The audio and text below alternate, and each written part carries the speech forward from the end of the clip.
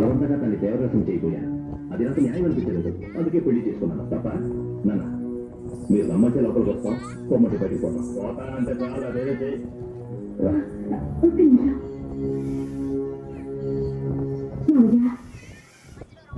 మీ అబ్బాయికి మంచి మాటలు పేరు పెట్టాను అంటే మీకు ఆ దేవుడి మీద నమ్మకం ఉండేట్టుగా అర్థం.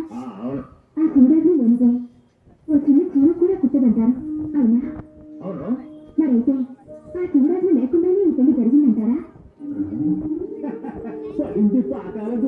ఒకవేళ మీరు అవును అనుకుంటే ఈ పెళ్లి కూడా శివ సంకల్పం అని భావించి నేను వెళ్ళిపోతాం. ఇదైనా శాంతంగా చెప్పొచ్చు కదండి. లక్షణంగా ఉంది పిల్ల కదరా అబ్బాయి.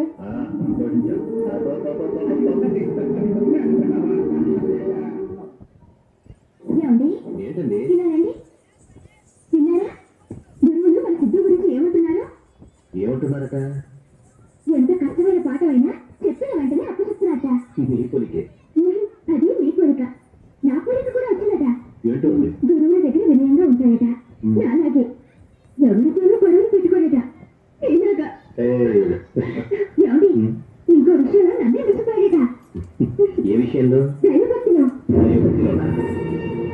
అవునండి, వాళ్ళు చూస్తూ ఉంటే దిగుడు, ప్రహ్లాదుడు, మార్కండేయుడు అందరూ గుర్తుకొస్తున్నారు. అంతా మంజునాథుడు నేల. ఎక్కడ వాడు?